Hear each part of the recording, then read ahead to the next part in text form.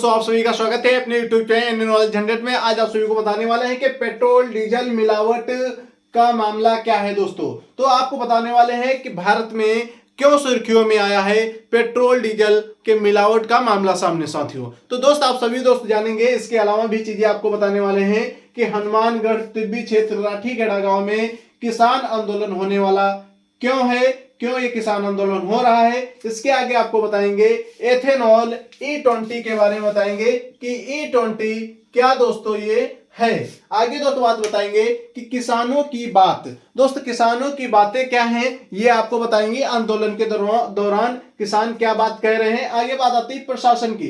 तो दोस्त किसानों की बातों पे कितना प्रशासन खरा उतर रहा है और किन किन बातों को प्रशासन बोल रहा है, कैसे ये किसान आंदोलन आगे बढ़ रहा है। आगे देखेंगे दोस्त फैक्ट्री निर्माण क्यों चल रहा है, किसानों के कहने पे क्यों नहीं रोका जा रहा है, ये सारी बातें जानेंगे। आगे दोस्तों लास्ट में बात आती है कि भारत सरकार, राज्य सरकार यानी विपक्ष के राहुल गांधी जो इस समय बैठे हैं संसद में, उन्होंने क्या इस पे तर्क वितर्क दिया है, ये बातें बताएंगे। दोस्तों भारत के सरकार के बारे में बता दें कि मोदी सरकार भी इस मामले पे क्या संज्ञान लेकर के आपको कहा है, ये समझिए। किसानों के लिए क्या बताया है ये देखिए दोस्तों। तो सभी दोस्तों को बता दें कि पहले ही हम इसको विस्तार से जानने वाले हैं, तो सभी दोस्त देखेंगे 10 मिनट के आसपास में ये वीडियो जाने वाला है। तो सभी दोस्तों को बता दें कि आपका एक लाइक, एक सब्सक्राइब मेरे लिए बहुत ही अच्छा साबित हो सकता है। तो दोस्तों एक लाइक एंड सब्सक्राइब जरूर करिए। यदि आप अपने दोस्तों के पास साझा करना चाहते हैं वीडियो तो साझा भी कर सकते हैं साथियों,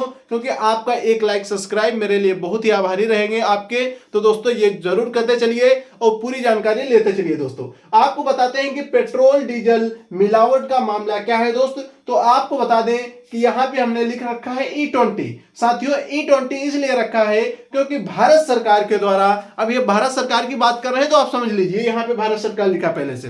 भारत सरकार का कहना है कि 2030 तक हम, कब तक दोस्तों, 2030 तक बात की गई है कि 2030 तक हम E20 मिशन पूरा करेंगे। E20 मिशन एक लिया गया है कि पेट्रोल डीजल में एथेनॉल मिलाया जाएगा 20%। तो दोस्त ये मिलावट क्यों किया जाएगा, क्योंकि हमारे देश में क्या आता है, पेट्रोल डीजल आता है, उसमें यदि एथेनॉल मिला देते हैं तो दोस्तों क्या होता है, पेट्रोल थोड़ा सस्ते दाम पे हो जाता है। तो दोस्तों यही प्रक्रिया चल रही है। अभी क्या चल रही है, भारत में 2030 तक ये मामला लिया गया था कि भारत सरकार द्वारा कहा गया था कि 2030 तक E20 का मिशन हम पूरा करेंगे। पर भारत सरकार क्या किया है दोस्तों कि वो 2025 में ही पूरा करने निकल पड़ी। साथियों जब 2025 में ही पूरा करने निकल पड़ी तो साथियों विवाद क्या हुआ ये देखिए। पहले पेट्रोल डीजल में मिलावट 20% की करने जा रही थी एथेनॉल की। अब दोस्त मामला क्या हुआ ये देखिए। हनुमानगढ़ जिला है, कहां का, राजस्थान का साथियों। आगे टिब्बी क्षेत्र है, हनुमानगढ़ क्षेत्र का है। राठीखेड़ा गांव है दोस्तों। राठीखेड़ा गांव में एक फैक्ट्री लगने वाली थी जिसका नाम था दोस्तों, क्या नाम था आपको शायद ही मालूम हो, ड्यून एथेनॉल फैक्ट्री थी। ये आपको मालूम होना चाहिए साथियों, ड्यून एथेनॉल फैक्ट्री थी। इसका क्या हो रहा था, निर्माण कार्य चल रहा था। कहां पे, राठीखेड़ा गांव में साथियों। राजस्थान का एक क्षेत्र है, हनुमानगढ़ जिला है, सिटी से 20 किलोमीटर करीबन दूर था दोस्तों। तो आप ये समझिए कि जब ये बातें चल रही हैं, अब इसके आगे बात दोस्त करेंगे। आगे जब आपका ये हो गया एथेनॉल के बारे में आप जाना, E20 के बारे में जाना दोस्तों, एथेनॉल के बारे में। और आपको बता दें कि आपने कभी शायद ही शराब पे देखा होगा, शराब अगर आपने पी होगी तो देखा होगा, अगर नहीं पी होगी तो दोस्त आप देख सकते हो उसके वो जो रहता है उस पे पैकिंग रहती है, उस पे लिखा रहता है कि एथेनॉल की क्या मात्रा है। तो साथियों उसमें सबसे छोटा कम क्वालिटी वाला डाला जाता है एथेनॉल। अभी क्या यहाँ पे 100% शुद्ध एथेनॉल बनाने की बात की जा रही। एथेनॉल किससे बनता है ये साथियों आप जान लीजिए। आपको पता होगा कि जब शराब बनाई जाती है तो उसमें क्या प्रयोग किया जाता है, धान, गेहूं और मक्का, ये इसको क्या किया जाता है, सड़ाया जाता है, उससे एथेनॉल तैयार किया जाता है। तो दोस्तों उसी से क्या एथेनॉल तैयार किया जाता था। वहां पर भी, जहां पे हनुमानगढ़ में भी यही प्रक्रिया होनी थी, वहां पे कंपनी का कहना था कि हम स्थानीय लोगों से ये सारी सीड्स जो भी होने हैं मक्का, गेहूं के, जौ के, ये खरीदेंगे और उसी से यहाँ पे एथेनॉल तैयार करेंगे। ये फैक्ट्री की बातें थी। अब दोस्तों सुनिए, एथेनॉल आप जान गए किससे बनता है। आगे बात आती है किसानों की बात है। अब उसके सामने प्रशासन खड़ा है। अब दोस्तों देखिए, प्रशासन किसान देखिए कैसे खड़े होते हैं। किसानों की बात है कि फैक्ट्री को अभी तक सेंट्रल गवर्नमेंट के द्वारा यानी भारत सरकार के द्वारा क्लियरेंस नहीं मिला है। किस चीज का? इन्वायरमेंटल, मतलब कि पर्यावरण क्लियरेंस नहीं मिला है। पर्यावरण क्या नहीं मिला है? पर्यावरण क्लियरेंस नहीं मिला है। किससे? भारत सरकार से। अब दोस्तों यहीं पे बात आती है, राज्य सरकार से तो मिल गया है साथियों। यहीं पे प्रशासन का कहना है कि राज्य सरकार के द्वारा क्लियरेंस मिल गया है। और उसके बाद में फैक्ट्री, किसानों की बातें यहीं पे रुकते नहीं है। किसानों की बातें हैं कि यदि यहाँ पे ये फैक्ट्री लग जाएगी तो यहाँ पे फसल नहीं होगी, पहली बात। दूसरी बात, यहाँ पे अपशिष्ट पदार्थ बहुत हो जाएंगे। तीसरी बात, यहाँ पे जीवन असंभव हो जाएगा, पर्यावरण बहुत गंदा हो जाएगा और जो नहर का पानी है वो भी गंदा हो जाएगा। दोस्तों आपको नहर की बात आई तो यहाँ पे इंदिरा गांधी नहर है। दोस्तों इंदिरा गांधी, आपको नहर मालूम होगा, इंदिरा गांधी नहर हनुमानगढ़ डिस्ट्रिक्ट में पानी लाती है, जिससे यहाँ भी फसलें, आपको बता दें फसलों की बात आती है। फसलें यहाँ पे होती हैं गन्ना, गेहूं, जौ और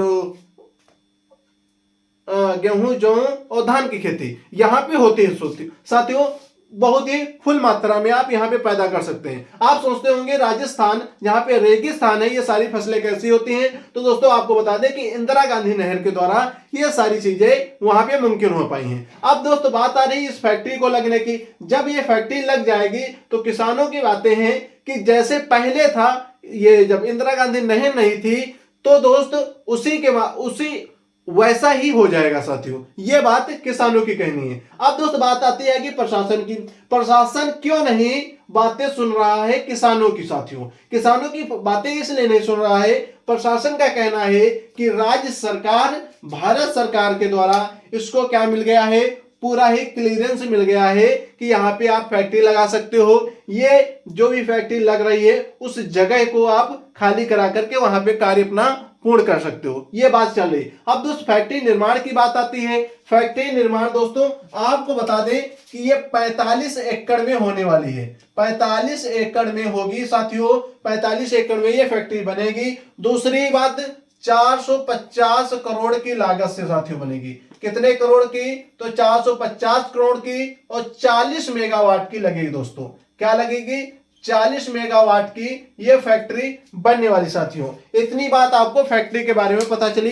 अब दोस्त बात आती है, जब इतनी सारी बातें हो चुकी हैं तो फैक्ट्री निर्माण में बाधा क्यों किसान डाल रहे हैं? तो साथियों आपको बता दें कि किसानों की सिर्फ एक ही बात है कि मेरी बातों का कोई भी, मैं लगभग 14-15 महीनों से यहाँ पे शांतिपूर्ण महात्मा गांधी की तरह प्रदर्शन कर रहा हूं, फिर भी फैक्ट्री का क्या निर्माण कार्य चल रहा है साथियों। बस किसान इस वजह से बहुत ही गुस्से में आए और गुस्से में आकर के 10 दिसंबर को कलेक्टर साहब को टाइम भी दिया कि 10 दिसंबर को टाइम क्या दिया था दोस्तों आपको बता दें, ये आपका 10 दिसंबर रहा, ये 2 बजे टाइम रहा दोस्तों। ये 10 दिसंबर रहा, आपका 2 बजे टाइम रहा। इतना टाइम दिया था कलेक्टर साहब को, यहाँ पे कलेक्टर साहब को दिया था कि आपका जो भी क्लियरेंस है, जो भी भारत राज्य सरकार के द्वारा इस कंपनी की परमिशंस है, वो मुझे दिखा दीजिए, मुझे बता दीजिए, तो मैं आंदोलन करना बंद कर दूं साथियों। कलेक्टर साहब एक भी बार अपनी ऑफिस से बाहर नहीं आए। इस वजह से किसानों ने 2 बजे के बाद में फैक्ट्री की तरफ कूच किया। फैक्ट्री की तरफ कूच करने के बाद में किसान आंदोलन का नाम यहां पे हमने दे दिया साथियों। जब किसान आंदोलन का मैंने नाम ही दे दिया तो साथियों आपको बता दें कुल लगभग 5,000 प्लस ही किसान थे। किसान जाकर के फैक्ट्री में तोड़फोड़ करते हैं, फैक्ट्री में जो दीवारें बनी थी उसको तोड़ देते हैं, फैक्ट्री का जो ऑफिस था उसमें आग लगा देते हैं और उसे भी तोड़ देते हैं। यहां पे दोस्तों आपको और बात मालूम होना चाहिए कि टोटल 17 वाहन यहाँ पे फूके जा चुके हैं दोस्तों। 17 वाहन फूके जा चुके हैं। इसके बाद में भी बात खत्म नहीं होती साथियों। यहाँ पे 50 लोग घायल हो चुके हैं। कौन घायल हुए साथियों? तो आपको पता होगा कि किसान ही घायल होंगे साथियों। 15 किसान घायल हुए हैं, 50 किसान घायल हुए हैं। 50 किसानों में आपको बता दें कि एक और लोग घायल हुए हैं जिनका नाम है अभिमन्यु पुनिया, कांग्रेस के विधायक है साथियों।